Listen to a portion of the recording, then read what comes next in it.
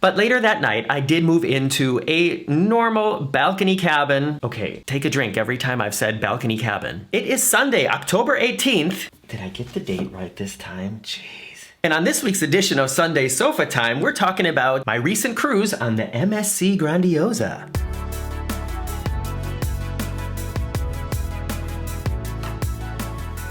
Okay, elephant in the room. Obviously, I'm not in front of the red sofa. If you're new here, usually the Sunday videos that I do called Sofatime take place in front of a sofa. We currently have visitors and our living room is being used as the bedroom. So the red sofa is a bed at the moment and it just wouldn't have looked nice to sit in front of it. So I decided to try something new and sit down here in front of my computer. And look, I even made a slideshow. Yeah, we fancy. I am lucky enough to have just disembarked from my 5th cruise of 2020. Just less than a week ago, I returned to Hamburg, Germany, my home base, from Naples, Italy, where I had just been on the MSC Grandiosa for an entire week through the Mediterranean Sea, and it was a lot of fun. And even though the daily vlog videos at the moment are still from my Mein Schiff cruise to Sweden and Finland and back, I wanted to take the opportunity when everything was kind of fresh in my head to sit down and just go through some of the major points with you and sort of give you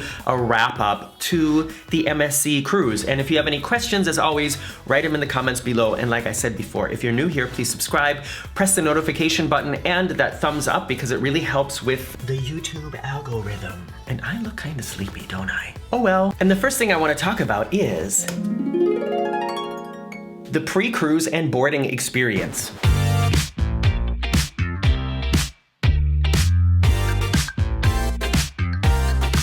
As I said, I've done 5 cruises already this year. The first 2 were on Carnival and Disney, and those were during normal times. If you want to see what those cruises were like, they're linked in my library, so enjoy. And the last 3 cruises I've done on the Mein Schiff 2, the Mein Schiff 1, and now the MSC Grandiosa, they have been since lockdown. So different things are happening, and I noticed a difference between all 3 of those cruises in comparison to what happens before you get on the ship and as you're getting on the ship. So to just focus on the Grandiosa now, as with the other 2 cruises, there is a detailed health questionnaire with more questions than usual on it, all relating to COVID symptoms and where you have been over the last period of time. Unfortunately, more and more countries and areas of countries here in Europe are becoming high-risk areas again. So people from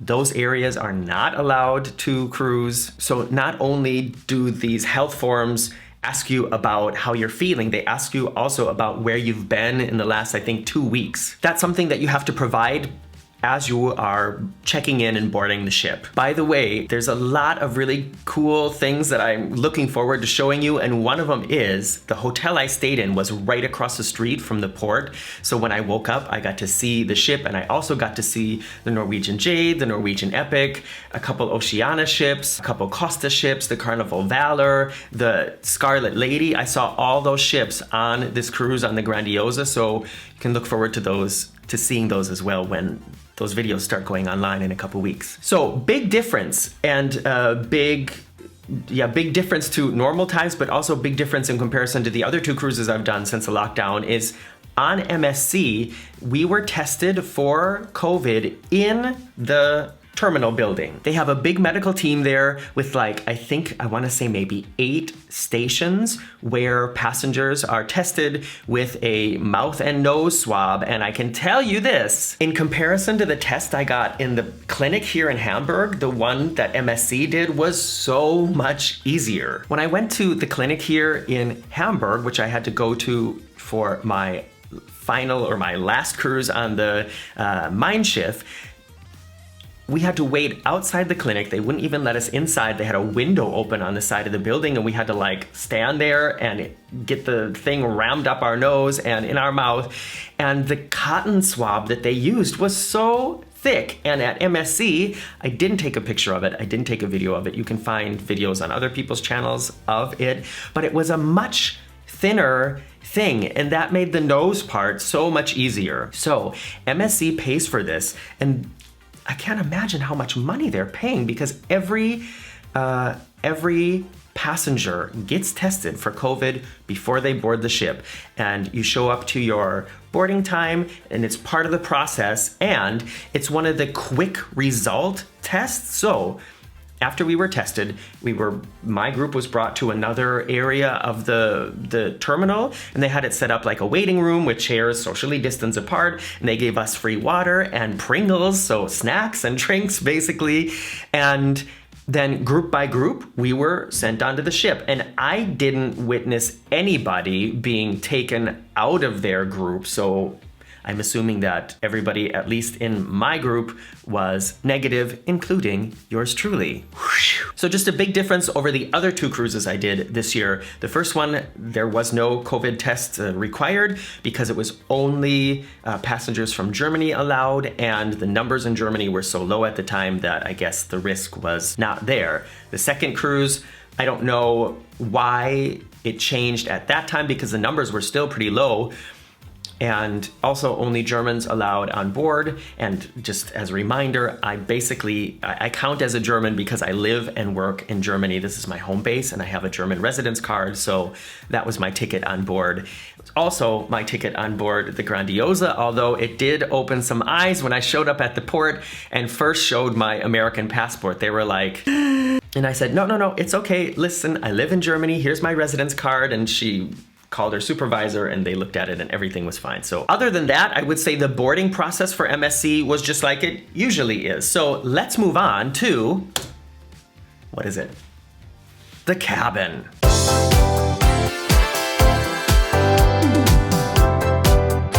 This is quite an interesting story. I've never had anything quite like this happen to me on a cruise before, that I showed up at my cabin and thought, I don't think this is the cabin I booked. When I was booking this cruise, I was on the website, and you go through this process of picking out, what ship, what dates, what port do you want to board. That's something interesting about this MSC cruise is in every port, I think not every port, but like in 3, I was on the ship for a week, and I think in 3 of the ports we visited, people were disembarking and embarking on the cruise. So it wasn't like everybody started in one city, it was kind of rotating, which was interesting. I don't know, do other cruise ships? I've never experienced that on other cruise lines, except MSC, I think. So on the website, pick, what city you're gonna start in, the dates, and then you pick, do you want an ocean view cabin, a balcony, a suite, yacht club, whatever. And then you come to the part where they say, for a discounted price, you let us pick your cabin, and for, like 75 euros more, you can pick your own cabin. And so I wanted to pick my own cabin, and I was in the category standard balcony cabin. Really simple, very clear, right? So the deck plan showed up, and there were many cabins on, the one side or the other side that I could have choose from. None of them were on the bend, to give you the bigger balcony like I always try to get. However, there were some aft balcony cabins available. Aft balcony means, or aft at all, means the very back of the ship. So the only time that I had ever been in an aft cabin before was on the Disney Dream, and it was kind of cool to have, to look at the wake of the ship the whole time. And it's something, it feels a little bit extra, a little bit special. And I thought, okay, it'll make good videos, people will want to see it, I'll book an aft balcony cabin. And one of them on the corner was available, and that had a slightly bigger balcony, like ours on the Disney Dream did as well. And I was like, cool, booked, and really looking forward to it. So fast forward to me boarding the ship, going to my cabin, opening the door, and it was like a mini cabin. This cabin did not have a bed or a sofa. It simply had a bathroom, a tiny little corner of a desk, and then 2 bunk beds. What? And to be fair, I do remember when I was booking the cabin, reading that it said this cabin has bunk beds. And I was assuming, usually a standard cabin has a bed and a sofa. And the cabin that I ended up in had a bed and a sofa. But I was assuming that meant, okay, this has a bed, and where the sofa would be are bunk beds, you know, like it's kind of like set up for a family situation. And I was like, I'm cool with that. I have, you know, no problem. I just think it'd be cool to be in the aft balcony on the corner. It was in no way clear that the cabin consists of basically only space for 2 bunk beds. And I opened that door and I was like, this can't be right. This cannot be what they are selling people as a standard balcony cabin. I mean, I was traveling alone, so I would have been fine in there. I would have made it work, even though there was really no, I couldn't even sit down on the bottom bunk, you know, without being like this. And I'm a small person. But imagine that that's like what you've booked for your, you know, that you've saved up for your holiday, for your vacation for, you know, like a year, and this is going to be your only trip, and then you're, you know, maybe like with your fiance or newlywed or something like that, and then you open the door and you've got this miniature cabin with bunk beds in it. Not cute. So I promptly went down to reception after I made a video of the entire cabin to tell them that I booked a standard balcony cabin and I would really prefer to be moved to a standard balcony cabin and not this super special cabin. And actually, if you look at the information, you can see that what these cabins are an extension of family suites. So usually this is like the kids' room for another suite, and then there's a door that connects them. And how they thought it was okay to sell that to me or anybody else and market it as a standard cabin, beyond me. Sorry, I don't think it's cool. But later that night, I did move into a normal balcony cabin. Okay, take a drink every time I've said balcony cabin. And it had everything in it that I expected. It had the bed, it had the sofa, it had the desk area, it had a fridge, it had a nice bathroom, and of course I'm gonna be showing you a tour. Actually, there are gonna be 4 cabin tours coming up from this trip, because you're gonna see the mini cabin, you're gonna see my normal cabin. A friend of mine was staying in the yacht club, so you're gonna see his yacht club cabin, and some friends I met on board were staying in an inside cabin, so I got to film an inside cabin too. So it's gonna be like MSC Grandiosa Cruise Cabin Fiesta. Cheers. I've been talking about the cabin for a long time now, haven't I? Let me just break it down to say that pluses of the cabin were, it seemed very new, very modern. The colors, sort of, you know, a matter of taste, kind of dark purples and grays. One thing about it was it seemed kind of dark, like when I compared it to the balcony cabin that I had on the TUI Mindshift, which seemed very light and vibrant and energetic. This seemed kind of dark, and I don't know. You know, I just say that I prefer brighter colors, I think, after staying in this cabin on the Grandiosa. Of course, if you're gonna be cruising in the Mediterranean, you know, in the summer where it's like, you know, 95 degrees every day and the sun is just like beating down on you, you're gonna appreciate having the sort of shady, you know, cool darkness of the cabin, but still, I think I prefer brighter colors. And before I move on to the next category, please forgive me for putting a little commercial break right here.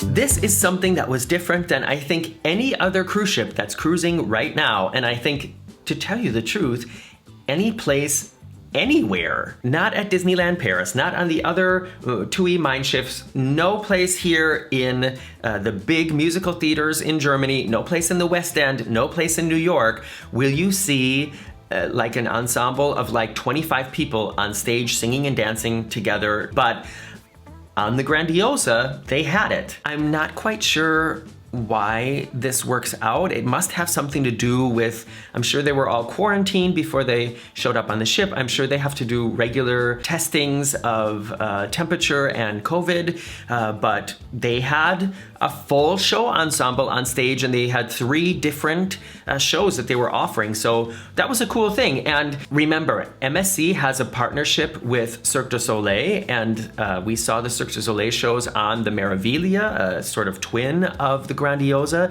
and they were amazing, probably the best cruise ship shows I've ever seen. The Grandiosa also has the Cirque du Soleil theater on board, but there is no Cirque du Soleil cast there at the moment. So that theater was being used as a review theater where cover bands were playing. Separating the Cirque du Soleil experience that MSC sometimes offers and just looking at the onboard shows that MSC produces, of the shows that I've seen on MSC ships, these were definitely the best.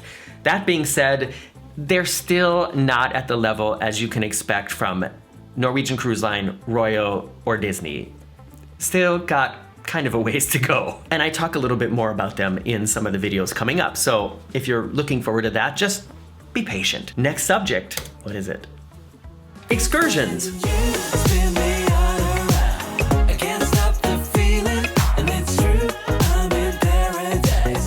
The two cruises I did with the TUI Mind Shifts were cruises to nowhere, meaning we all boarded the ship in one port and we did get close to land. We were close to Stockholm. We were in the bay by the shipyard in Turku, Finland. However, nobody was allowed to leave the ship or come onto the ship until we got back to our original port. And at the moment in Greece and here in Northern Europe, those are the only kind of cruises that TUI is offering. MSC, on the other hand, they are allowed to have excursions. They're only visiting Italy, Sicily, and Malta. And in these ports, you are allowed to leave the ship if you book a specific official MSC excursion, and they are very clear about the rules and regulations that you have to wear a mask when you're on land. You will be tested, your temperature will be tested before you leave the ship. It will be tested when you get back to the ship. And if you leave the group, you will be denied boarding. And there was a big to-do because I think in the first week that they started cruising again, a family was denied boarding because they left their excursion. They didn't follow the rules. And I personally think it's good. As Emma over at Emma Cruises said in one of her recent videos, if you don't want to wear a mask, don't go on a cruise. And yeah, if you don't want to stick with the group on an excursion, then don't go on an excursion. It's really not that difficult to understand, is it? So in every port there were excursions offered, and I did do a really cool, fun bicycle excursion in Genoa or Genoa, however you want to say it, riding from the port through the city, up the mountain, 400 meters to this fantastic viewpoint. I'm really looking forward to showing you what that was like, although the streets of Genova are not really conducive to making some great like POV video. So you won't see a lot of video of me actually riding the bike or what it looked like while I was on the bike, but I'm still gonna find a way to make that video very entertaining and engaging, and just to see some of the things that we saw is gonna be a fun video to watch. So I can't wait to show you guys that as well. There is one sort of extra exception that I noticed, and that is people who left the ship with an excursion in Malta, they were required to get another COVID test when they boarded the ship again. And I think it's because Malta, up until very recently, was still a high-risk area. So that was one of like the stipulations, that if you do an excursion in Malta, not only do you have to stay with the group and your temperature will be tested, but you also have to do another quick result COVID test when you get back to the ship. But MSC pays for it all. Isn't that crazy? I mean, I think it's great. But all in all, excursions were possible. There were a lot of things being offered, and that was something that's different with what MSC is offering in comparison to the other ships that I have cruised with this year. Moving on to food, drinks, and service.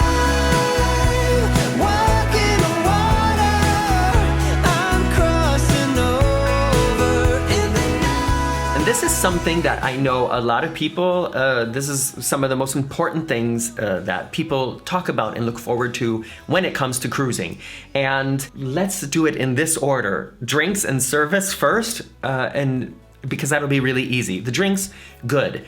Compared to my first MSC cruise on the Magnifica like 6-7 years ago, where the perfect example I can tell you is I ordered a martini and the bartender had to ask his colleague what's in a martini. And I think if you're working behind a bar, you should know what's in a martini. I mean, I could understand if this is somebody who, you know, hadn't been bartending for a while and I order something like a Singapore Sling or a Mai Tai, you know, that has several ingredients that they might be like, oh, what's in that again? But a martini, come on. Huge improvement compared to that first experience on MSC. They had a really long list of drinks, cocktails. They have like an Irish pub now. They have that bar with like the molecular cocktails that like steam and bubble and things like that. I didn't visit that on this cruise though. Oh well. So the bar culture on board was a pretty good experience. I would say very close to what I would expect from NCL and Royal as well. Service I found to be really good. Also, with every MSC cruise I've done now, 3 of them, it seems to have gotten better. So things seem to be getting better.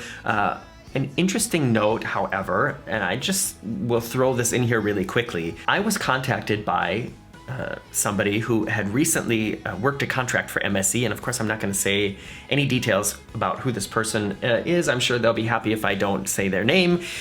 But it's somebody who's worked with NCL and also with a smaller cruise line here in Europe, and they said that they recently were on a contract working in like the duty-free shops, and they said it was the worst contract that they did of like the 4 that they've done on cruise ships. They said the conditions for the employees were really bad, working much longer hours than the other cruise lines require, and that things like the showers for the employees and the washing machines for the employees were often broken and took days to get fixed, so you would have to go to work wearing dirty clothes and not having taken a shower. And this person, said that they actually kind of deserted in the middle of their contract because it was such a bad experience. So I just thought I'd put that out there. I'm sure that there are different experiences in different categories and in different cruise lines, and maybe this was just like sort of a one-off, but I feel better just mentioning it, that somebody contacted me and said, Morgan, listen, before you say all these fantastic things about MSC, I've been watching your videos for a while because I love cruising and I've worked on a lot of cruise ships. I just want to let you know that working for MSC was awful. All right, so now I've said it, and with that being said, I can say that I experienced pretty fantastic service on MSC. So if the conditions are really bad, then it's amazing that the service is still so good. And a huge improvement, a huge development of improvement over my first MSC cruise a couple years ago. So let's move on to the food. And this is something that I can tell you has perhaps improved somewhat since my first MSC cruise. Well, it's improved quite a bit. I mean, let's be honest, but to put it nicely, there's still a long way to go. If you've been watching my videos for a while, you know I'm kind of a picky eater. I don't like to eat meat, I don't eat fish, and there's a lot of other things that I really prefer not to eat, and that does make it tricky. However, I do try to look at what, is offered everywhere in the buffet, and I did eat in the main dining room 4 or 5 times, and so I did get a pretty good picture of what was being offered in the restaurants that were included in the price of the cruise. And I can tell you, compared to TUI, Carnival, Disney, Royal Caribbean, NCL, MSC is definitely, without a doubt, in every category at the bottom of the list when it comes to food offerings. So, I don't know how else to say it. That doesn't mean that the food was awful. I think my biggest gripe at the moment after this most recent cruise is not even necessarily about the quality. More or less, it was more about presentation and variety. You guys know I prefer to eat in the buffet, and now with the extra measures in place due to COVID, going to the buffet is a totally different experience anyways. And I can tell you guys, on the Grandiosa, it was also where you don't serve yourself, of course, and compared to the TUI ships where at some stations there's somebody like standing in front of the counter serving you, here everybody was behind the counter and all the food was like glassed off. So a really, really secure system, which is, thumbs up for MSC. But one thing there was no other way to do it with the design of the ship, but it was a one-way street. So it started, like down here, and then it kind of went around the corner, and then there's a big long stretch, and it then turns to the right, and then that's the end. And the thing is, on the Grandiosa, If there's something in the middle that you really want to get more of, you have to go back to the beginning and then go through the whole line again. And depending on how many people are there, it can take a while. And I know total first world problems, not really a big deal to complain about, but just something I thought I'd mention. On the Mind Shifts, the buffet is like several different stations. So if there's something you want more of, you just need to go to that station and maybe wait a few people. Whereas on the Grandiosa, it's a huge, long, one-way street. And if you just want dessert again, you have to start all the way at the front and then wait and wait and wait and wait and wait and wait and wait and wait and wait and wait and wait until you get to dessert. I mean, if you want to be polite, I'm not saying that I didn't see people going under the rope and budging their way in. Of course, people did that too, but I try to avoid acting like that, even when I'm on vacation. One big difference compared to my first MSC cruises, there were several specialty restaurants. They had a steak restaurant, they had a sushi restaurant, they had a tapas restaurant, and I did go to the sushi restaurant. Oh, they also have teppanyaki, so show cooking. And I did go to the sushi restaurant and it was excellent. And I got 3 nice, generous portions of sushi, a little glass of sake, and a big bottle of water. And the whole thing, including tip, cost me around 30 euros. So more than I would spend on land. But for cruise ship prices, I think really not bad, considering it was... Did I also have a little appetizer? I might have gotten some spring rolls or something like that. I was not disappointed, let's put it that way. I was really happy with that experience. I didn't eat at any of the other specialty restaurants, but like I said, the food that was offered in the normal restaurants, there were a few things that just didn't have much taste. Nothing really tasted bad. The biggest problems are, as I said, with the presentation and the variety, but it's getting better, and who knows, give MSC another year and then maybe they'll be close to like Carnival and NCL and Royal. We'll see. So that was sort of my little cruise wrap up. What do you think? As always, if you've got some questions, write them in the comments below. And speaking of comments, now comes the time on Sunday Sofatime where I comment on your comments live on air.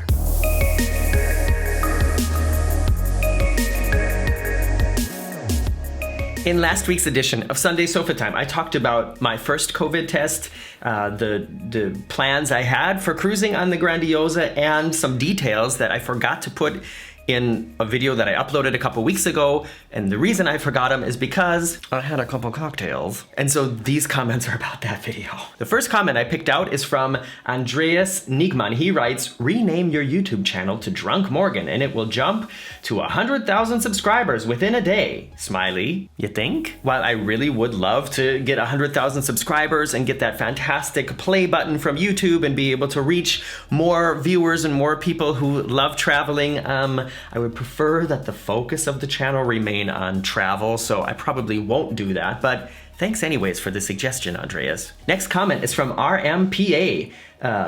They write, had no idea they used the same tip from both nose and mouth. At least it would have been better mouth first, then nose, or am I seeing things? No, you're not seeing things. When I went to the clinic here in Hamburg, not only was the swab they used almost as big as a basketball, but they rammed it up into my sinuses first and then into my mouth, which is just the wrong order if you ask me. And in Italy, when I had it done by the MSC medical team, they did throat and then nose, and it was much thinner and it was so much better. Final comment that I picked out also has to do with this from Quidacy. She writes, nah, I would be grossed out if they used the same swab for nose and throat. I would have stopped him and asked him to get a new swab for the throat. Well, it doesn't work that way, unfortunately. What I would have had to do, I mean, I could have stopped him and said, no, please, you're not gonna put that in my mouth now. But then what would have happened is he would have had to open a whole new kit. So each one of these tests is like a little kit, and they have to like peel a number off of it, and then they open it up, and then the swab is already like in this tube, and then they take the swab out. It's all very like regulated, so they couldn't use 2 different swabs. And what would have happened then is he would have had to open a whole new kit, which would have cost, more for the cruise line. I don't know if that would have even been possible. And then I would have had to go through the nose part all over again. And at that moment, I just wanted it to be over. So I was like, whatever. And I dealt with it. And, to tell you the truth, the stuff that's in your sinuses, it runs down the back of your throat anyways. And I mean, it's not like I had to suck on this swab. Went directly to my tonsils. So I don't know. It is gross, but it was over quickly, and that's that. Well, I hope you guys are gonna have a fantastic day today. If you're watching this on Sunday or whatever day you watch this on, I'm not planning to do a lot of videos here in this setup, but let me know what you think. I mean, is this a good, maybe for some other kind of format? Should I do it like this more often? I don't know. Coming up soon on the Very Unofficial Travel Guides, you will see more videos from my TUI Mindshift 1 journey in that gigantic suite that Marcus and I got into, including more fantastic food, more gelato, more drinks, another viewing of the Carnival Mardi Gras. And then when that's done, I'm looking forward to bringing you the videos from my cruise on the Grandiosa as well. However, in between, I'm gonna take a little break from cruise videos to give you a week of Disney.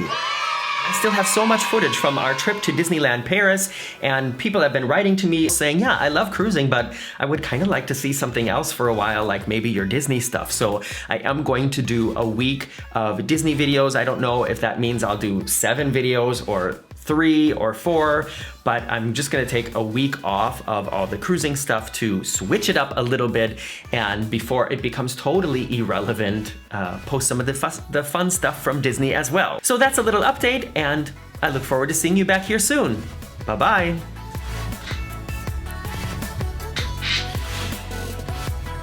Rename your